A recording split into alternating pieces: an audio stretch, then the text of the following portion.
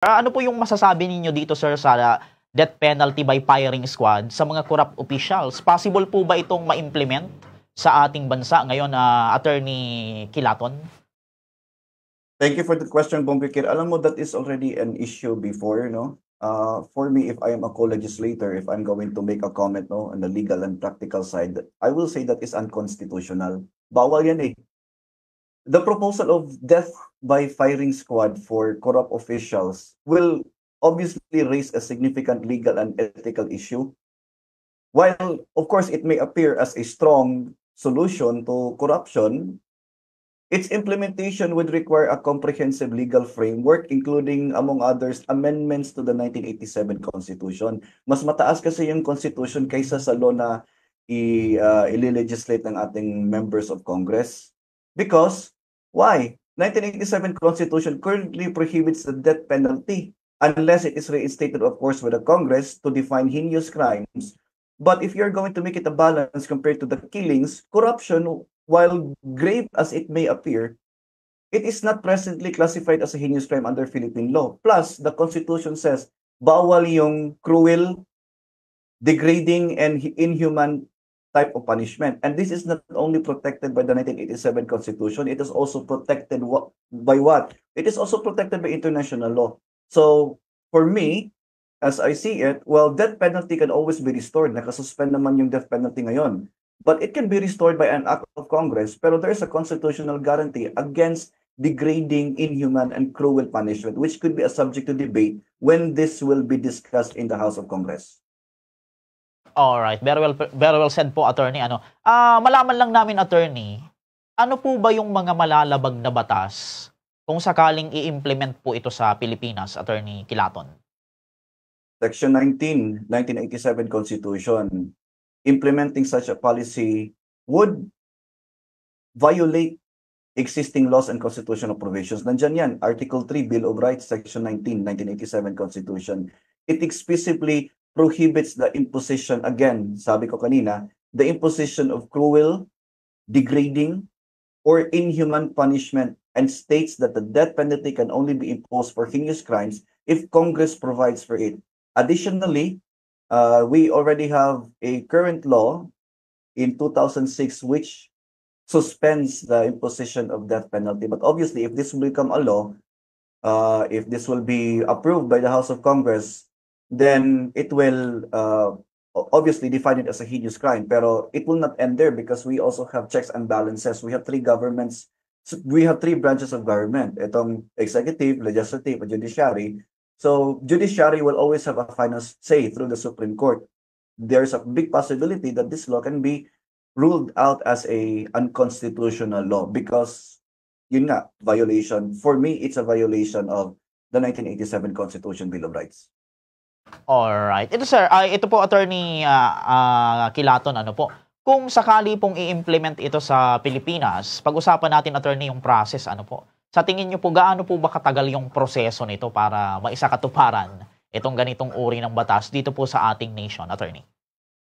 Okay, for the benefit of those na don't have political knowledge about how a bill will become a law, of course, hindi yan automatic na parang magbibill ka, law ka agad. Okay, there's a process for that. It starts with the House of Congress because these legislators are the representatives of the people in its sovereign capacity. So kasi yung atin, Republican and Democratic, so may representation tayo through the people and it's the people who choose them as an act of sovereignty. So medyo malabo yan, but I'll explain it later.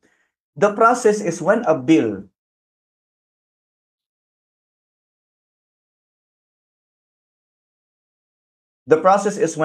becomes a law. It will start with a proposal, no? Bill. Ito, sponsored yan ng isang congressman.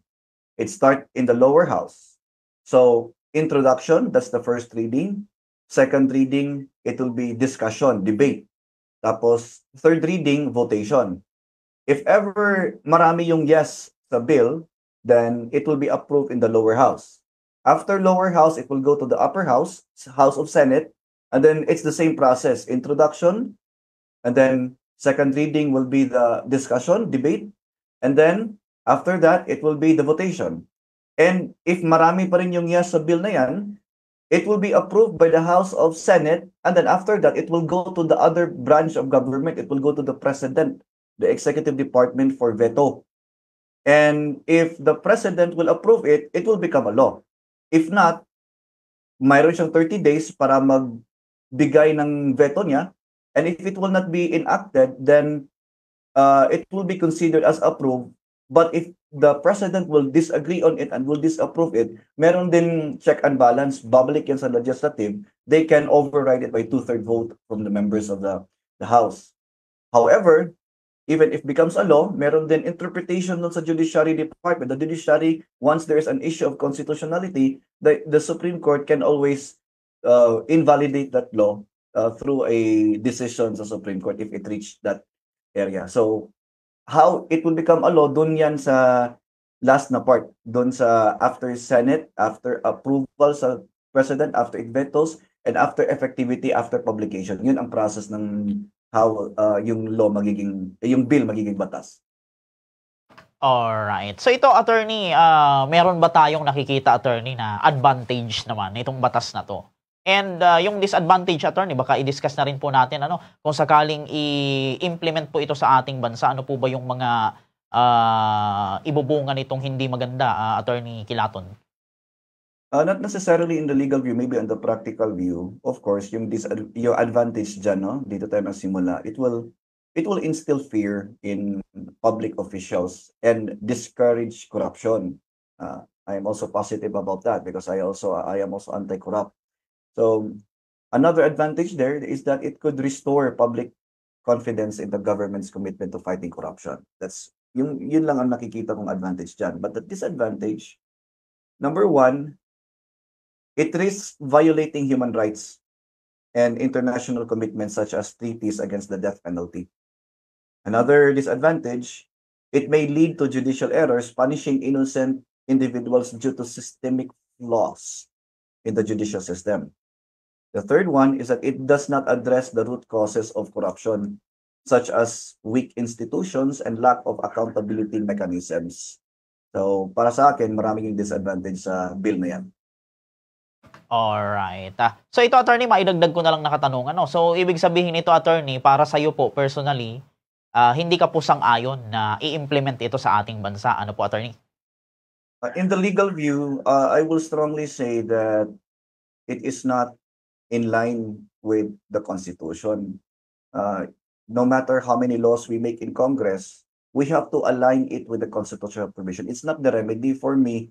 If we really need to change this type of punishment, then it is not through an enactment of a law, but it should be an amendment to the Constitution kasi it will really conflict with the constitutional provision sa Bill of Rights. So if kailangan natin yung death penalty, okay lang naman because yung mga tao, sila na naman yung magde-decide, itong legislative department natin. Pero it's not through a law, it should be an amendment to the Constitution. Alright. So ito, attorney, bago tayo magtapos sa atin pong magandang talakayan, makuha ko na lang, attorney, yung mensahe natin sa public. Kaugnay po na itong isinulong sa Kamara na death penalty sa pamamagitan ng firing squad sa mga corrupt officials. Sige po, attorney, go ahead po. Thank you. My message is that it's not a solution. The fight against corruption must focus on strengthening institutions. Another one is to promote transparency and ensure accountability. Well, of course, while I agree, harsh penalties like the death penalty might appear as quick solutions, quick, quote unquote, the real battle lies in addressing systemic issues through reforms, education, and the consistent application of the rule of law. We have to follow the rule of law. A nation's progress will always depend on the fear, but on justice. Not only on fear, but on justice and integrity. Yun lang po yung masasabi ko regarding this. Alright. Maraming salamat po, attorney, sa pagpa-unlock sa amin pong interview. God bless po and ingat po kayo palagi, attorney. You're welcome. Thank you also.